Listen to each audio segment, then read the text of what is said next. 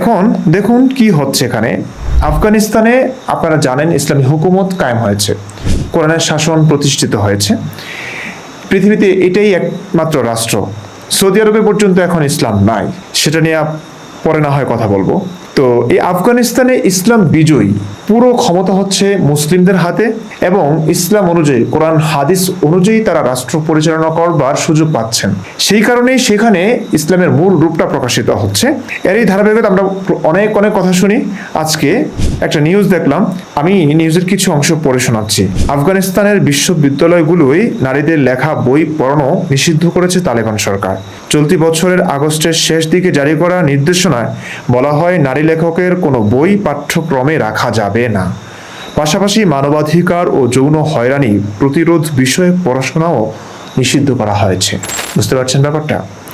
বিবিসির প্রতিবেদনে বলা হয়েছে, প্রায় 140টি নারী লেখকের বইসহ মোট 680টি গ্রন্থকে শরিয়াহ বিরোধী ও নীতির পরিপন্থী আখ্যা দিয়ে বাতিল করেছে তালেবান সরকার। এই নিউজে যদিও নারী লেখকের বই পড়া নিষিদ্ধ করা হয়েছে বলে ফোকাস করা হয়েছে, কিন্তু আসলে নারী লেখকের বই না, শুধু ইসলাম বিরোধী। ইসলাম বিরোধী বলতে মানবতার পক্ষে, আমি এটা শিওর। তো যেগুলো শরিয়া বিরোধী মনে হয়েছে, শরিয়া বিরোধী যত বই ছিল প্রত্যেকটাই নিষিদ্ধ করেছে। সাথে 140টা নারী লেখকের বইও নিষিদ্ধ করা হয়েছে। এবং সবচেয়ে গুরুত্বপূর্ণ ভয়াবহ বিষয়ে যেটির দিকে আমার চোখ পড়েছে সেটি হচ্ছে, মানবাধিকার ও যৌন হয়রানি প্রতিরোধ বিষয়ে পড়াশোনাও নিষিদ্ধ করা হয়েছে। এটা আমার কাছে ভয়ানক লাগলেও ইসলামের দৃষ্টিকোণ থেকে একদমই ঠিকঠাক আছে। নারী যৌন হয়রানি প্রতিরোধ বিষয়ক বইও নিষিদ্ধ করা হয়েছে। কেন? যৌন হয়রানি তো ইসলাম করছে ভাই। আমি নানান ভিডিওতে রেফারেন্স সহ আপনাদেরকে দেখিয়েছি। দাসী সেক্সের কথাই বলি না কেন, সেটি আসলে সংজ্ঞানুসারে ধর্ষণই বলা যায়। এটি নারী যৌন হয়রানিমূলক একটি বিষয়। তো এগুলো যখন আছে শরিয়াতে, তো এগুলো নিয়ে নারীরা যখন নানান বইয়ে লিখেছে, আর্টিকেলে তারা লিখেছেন, সেগুলো মানুষ পড়লে তো সমস্যা। যেখানে ইসলামের নবী যৌন হয়রানিমূলক কাজকর্ম করেছেন বলে আমরা সহিহ হাদিস থেকে দেখতে পেয়েছি, কোরআন থেকে দেখতে পাচ্ছি, সেখানে এটাকে নেগেটিভলি উপস্থাপন করবেন পৃথিবীর কোনো নারী, সেই নারীর বই তো আসলে রাখা যায় না ইসলামিক রাষ্ট্রে। বুঝতে পারছেন ব্যাপারটা? মানা যায় এগুলোকে আমার কথা বলুন, কত করবেন? আর এই অন্ধভাবে ধর্মকে বিশ্বাস করে এই পৃথিবীটার মধ্যে কত অশান্তি সৃষ্টি করবেন বলুন? শুধুমাত্র আপনারা অন্ধ বলেই, ধর্মের ক্ষেত্রে অন্ধ বলেই এরা এই সুযোগটা পাচ্ছে। পৃথিবীতে এত এত অশান্তি হচ্ছে, এত এত নারী বঞ্চিত হচ্ছে, লাঞ্ছিত হচ্ছে। তারা যৌন হয়রানির শিকার হবেন, কিন্তু সেটা তারা বলতে পারবেন না। আমাদের বাংলাদেশ কিন্তু আরো এগিয়ে অনেক আগে কিন্তু তসলিমা নাসরিনের বই নিষিদ্ধ করেছে। এসব নিয়ে আন্দোলন হয়েছে, ফতোয়া জারি হয়েছে। তসলিমা নাসরিনের কল্লা, মাথার মূল্য নির্ধারিত হয়েছে, তাকে দেশান্তরিত করা হয়েছে। বুঝতে পারছেন ব্যাপারটা? আর কি বলবো? কিছু বলার আছে বলুন? এক নারী এই নিউজের কমেন্ট বক্সে একটা কমেন্ট করেছেন, সেই কমেন্টটি আমার কাছে খুবই যুক্তিযুক্ত মনে হয়েছে, একটু পড়ে শোনাচ্ছি। নারীর সবকিছু চাটতে পারবে শুধু জ্ঞান ছাড়া। হ্যাঁ, এই নারীর গর্ভে পুরুষের জন্ম, নারীর হাতে পুরুষের শিক্ষা, নারীর বুকে পুরুষ শান্তি খোঁজে, অথচ কথায় কথায় নারীর বুকে পুরুষরাই লাথি মারে। এখানে একটা ভুল আছে, পুরুষরাই লাথি মারে না, ইসলামিক পুরুষরা লাথি মারে। নবী মোহাম্মদ লাথি মেরেছে। পুরুষতান্ত্রিক সমাজ, পুরুষতান্ত্রিক নিয়ম নীতি সেখান থেকে এসেছে। এর আগেও হয়তো হয়েছে, আমি সবকিছুর বিরুদ্ধে কথা বলছি। যে ধর্মই নারীকে বঞ্চিত করেছে, লাঞ্ছিত করেছে, তাদের অধিকারকে ক্ষুণ্ণ করেছে, সেই ধর্মের বিরুদ্ধে আমি। সেটা যে কোনো ধর্মই হতে পারে। ইসলাম করেছে সেটি স্পষ্ট, তাই আমি ইসলাম সম্পর্কে বলছি, ইসলামের সমালোচনা করছি, এবং ইসলাম সম্পর্কে আমি যেহেতু জানি তাই আমার এই কথা বলার অধিকার আছে। অন্য ধর্ম সম্পর্কে আমি অত বেশি জানি না, পড়ি না, তাই সেগুলো নিয়ে বলছি না। যে সমাজ, যে রাষ্ট্র, যেই ধর্ম, যে মানুষ নারীকে অপমান করে, লাঞ্ছিত করে, বঞ্চিত করে, তাদের অধিকারকে ক্ষুণ্ণ করে, তাদের বাক স্বাধীনতায়, তাদের পোশাকের স্বাধীনতায় কিংবা যে কোনো ধরনের স্বাধীনতায় হস্তক্ষেপ করে, আমি তাদের বিপক্ষে। এখনো বলছি, আগেও বলছি, আমার স্পষ্ট বক্তব্য এটি। তো সব পুরুষ এরকম হয় না, যে কোনো ধর্মের সব মানুষ একরকম হয় না, যে কোনো দলের সব মানুষ একরকম হয় না। কিন্তু ইসলাম একটা মতাদর্শ, ইসলাম একটা আদর্শকে ফলো করে, নবীর আদর্শকে ফলো করে, কোরআন এবং হাদিসকে মেনে চলে তারা। সেই কোরআন হাদিসই যেহেতু নারীকে লাঞ্ছিত করেছে, বঞ্চিত করেছে, শুধুমাত্র নারীর সম্মান বলতে তাকে সেক্স টয়, তার সঙ্গে বিছানা শেয়ার করতে হবে, বিছানায় পুরুষকে সুখ দিবে, সেই জন্যই যেটুকু সম্মান দেওয়ার এইটুকু সম্মানই শুধু ইসলাম দিয়েছে নারীকে। এছাড়া নারীর আর কোনো সম্মান নেই। কিছু ক্ষেত্রে একটু বাড়াবাড়ি করেছে ইসলাম, যে জোর জবরদস্তিমূলক নারীকে বিছানায় আনতে চেয়েছে, এমন বিধানও আছে কাফেরদের ক্ষেত্রে, দাসী সেক্সের কথাই বলি না কেন। তো এটা আমাদের এই বর্তমান বিশ্বের সভ্যতা অনুযায়ী আমাদের সকলের কাছেই মনে হয়, অনেক মুসলিম ভাই বোনেরা আছেন তাদের কাছে এটাই মনে হবে এটা যৌন হয়রানি। তো এই যৌন হয়রানির বিরুদ্ধে যদি আপনি অবস্থান নেন, সেটি ইসলামের বিপক্ষে অবস্থান নেওয়া হবে। সেই কারণে এদের লেখা কোনো নারী বুকে ব্যথা পেল, তারা লাঞ্ছিত বঞ্চিত হলো, যৌন হয়রানির শিকার হলো, সেই কথাগুলো তারা বলতে পারবে না, তাদের বইয়ে সেগুলো ফুটিয়ে তুলতে পারবে না। ইসলাম 1450 বছর ধরে এই কাজটাই করেছে।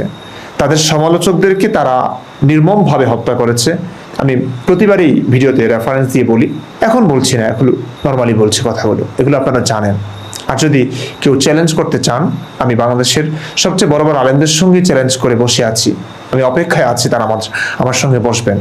এই কথাগুলো মিথ্যা কিনা, আমার একটা ভিডিওর কথা, একটা ভিডিওর বক্তব্য যদি কেউ মিথ্যা প্রমাণ করতে পারেন, আমি ফাঁসিতে ঝুলতে প্রস্তুত আছি। তো আমি সব ভিডিওতে হয়তো রেফারেন্স দিয়ে দেখাচ্ছি না। তো যা হোক, এই কথাগুলো সত্যি। ইসলাম লাঞ্ছিত করেছে, ইসলাম জোর জবরদস্তি করেছে, ধর্ষণের অনুমতি দিয়েছে ইসলাম। সেটার ব্যাখ্যা বিশ্লেষণ ভিন্নভাবে করে তারা, কিন্তু এটা ধর্ষণই। তো এই ধর্ষণের বিরুদ্ধে বললে ইসলামের বিরুদ্ধে বলা হয়ে যাবে, সেই কারণে নারীরা লিখতেও পারবে না। 1450 বছর আগে ইসলাম এমনটাই করেছে, তাদের শত্রুদেরকে মেরেছে, তাদের সমালোচকদেরকে নির্মমভাবে শহীদ করেছে, মাথা কেটে, গর্দান কেটে কর্তৃত মাথা এনে নবীর দরবারে হাজির করেছে নবীর সাহাবীরা। এমন বর্বর অসভ্য ব্যাপারও রয়েছে। যদি অসভ্যতা বর্বরতা না বলেন, আপনারা যাই বলেন না কেন, কিন্তু এই ঘটনা ঘটেছে। আজকের এই যুগে যদি এমনটা ঘটে, আপনারা নিশ্চিতভাবেই চোখ বন্ধ করে বলে দিবেন যে এটা অসভ্যতা, বর্বরতা, নির্মমতা চূড়ান্ত পর্যায়ের। তো সেটাই ইসলাম করেছে, আপনারা এটাকে যাই বলেন না কেন। এখনো পর্যন্ত যে সমস্ত মানুষ, মুসলিমরা হোক, মুসলিমরাই যদি ইসলামের এই কথাগুলো তুলে ধরছে, তাদেরকে মারা হচ্ছে, এবং তাদের এই লেখালেখি, তাদের এই কণ্ঠকে স্তব্ধ করে দেওয়া হয়েছে। সমস্ত ব্যবস্থা ইসলাম নিচ্ছে। কেন ভাই? আপনি একরকম করে ভাবছেন, আমি আরেক রকম করে ভাবছি। আমাদের দুজনের ভাবনায়, চিন্তা ভাবনায় ভিন্নতা আসতেই পারে, থাকতেই পারে। সমস্যা কি? আপনি আপনার কথা বলুন না, আমাকে আমার কথা বলার সুযোগ দিন। যে ধর্ম, যেই দল, যেই মত, যে মতাদর্শ এই সুযোগটা দেয় না যে তাদের বিরুদ্ধে অবস্থান নিলে তাদেরকে মারা হয়, কাটা হয়, তাদের কণ্ঠকে স্তব্ধ করে দেওয়ার চেষ্টা করা হয়, চোখ বন্ধ করে বলে দিতে পারবেন সেই দল, মত, সেই মতাদর্শ, সেই মানুষ ভণ্ড ছাড়া আর কিচ্ছু না। যারা বিপরীত মানসিকতার মানুষকে সহ্য করতে পারে না, যারা সমালোচক সহ্য করতে পারে না, যারা ভিন্ন মতাবলম্বীদেরকে সহ্য করতে পারে না, তাদের অধিকার দেয় না কথা বলা, বুঝে নেবেন তাদের মধ্যে সমস্যা আছে। সমস্যা আছে বলেই তারা যৌক্তিকভাবে সৎ না বলেই, তারা সভ্য না বলেই তাদের বিরুদ্ধবাদীদেরকে তারা রুখবার চেষ্টা করছে, দমন করবার চেষ্টা করছে, আওয়াজকে স্তব্ধ করে দেওয়ার চেষ্টা করছে। ইসলাম সেটাই করেছে, এখনো করছে। দেখুন, আমাদের কথা যদি আপনারা শুনেন সব সময়, আপনার চিন্তা ভাবনার পরিবর্তন আসবেই। আপনি তো সবকিছু বুঝে উঠতে পারেননি। আপনি যেটা শুনে এসেছেন সেটা ইসলাম নয়, ইসলাম কোরআন এবং হাদিস। সেই কথাগুলো, কোরআন এবং হাদিসগুলো আপনারা কতজন জানেন, কতজন নিজে পড়েছেন বলুন তো? পড়েন নাই। 99% মুসলিম কোরআন না বুঝে তারা মুসলিম। হুজুরদের কথা শুনে তারা, সেখান থেকে জেনে, সেখান থেকে শুনে শুনে তারা মুসলিম। তারা জানেও না, তারা পরীক্ষাও করে দেখে না যে এই হুজুররা আসলে ঠিক বলেছে কিনা। নবীকে যেভাবে উপস্থাপন করছে এবং ইসলামকে যেভাবে তারা উপস্থাপন করছে, আসলে ইসলাম সেরকম কিনা, আগে পরে আসলে কি আছে সেটা তারা দেখে না, ঘাটাঘাটি করে না, যাচাই বাছাই করে না।